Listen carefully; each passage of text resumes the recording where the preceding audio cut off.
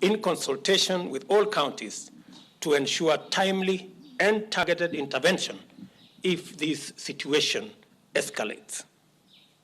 We encourage Parliament in their patriotic mandate to exercise imagination commensurate with the magnitude of the challenge we face.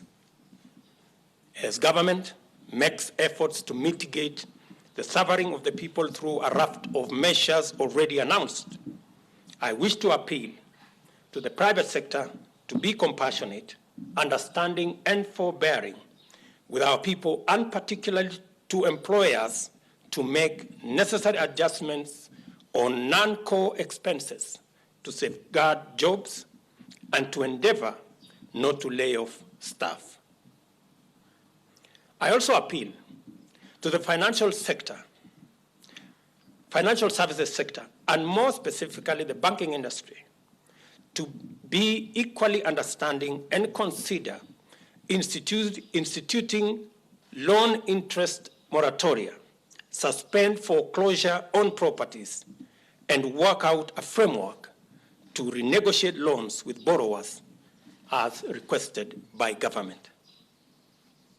Equally, we encourage our county governments and assemblies to realign their budgets and redirect their resources towards intervention to manage this pandemic and its socio-economic ramifications, and especially to the vulnerable.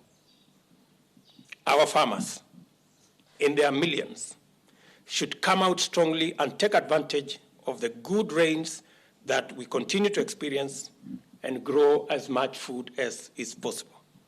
County governments are urged to work with the national government to coordinate extension, mechanization, and other enabling services.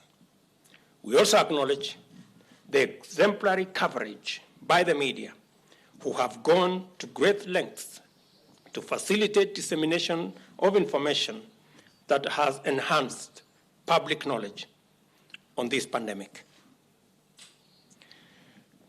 We have also tasked health officials in counties to proactively issue guidelines for food supply chains to control the handling of farm produce, including vegetables and fruits, as well as commercial crops like miraa. The continued supply of fresh produce and food in its entirety is important for our collective health. Finally, though we are going to celebrate this Easter weekend differently, we must remind ourselves that Jesus was persecuted, betrayed, crucified, and that he ultimately died and was crucified and was buried. But he triumphed over death. His resurrection is the reason for our hope of eternal life. I call on the Christian community to lift up our nation in prayer this Easter period. And I equally ask Kenyans of all faiths to commend our nation to God's unfailing mercy and grace for us to overcome this daunting pandemic. Thank you very much for listening to me, and God bless you all.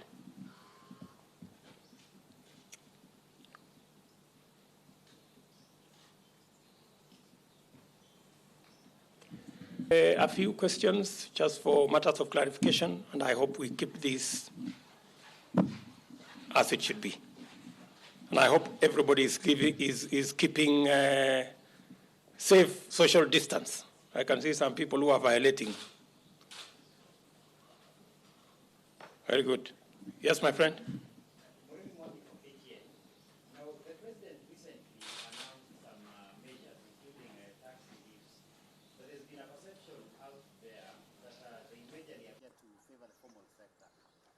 Possibly as you discuss and consult, what measures do you have in place for the informal sector? This employs more than 80% of the Kenyans.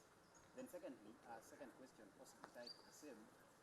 In the course of this pandemic, most of the advocacy and communication, we've seen it coming from State House or through senior members of the cabinet, some of who also attend.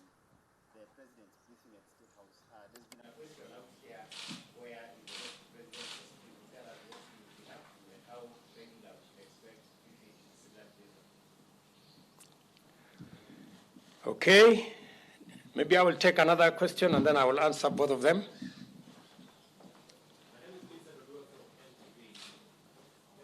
We haven't been seeing you in the presses held by President Uhuru Kenyatta for quite a while during this pandemic. And I would like to know, as his principal assistant, are you in good terms with President Uhuru Kenyatta?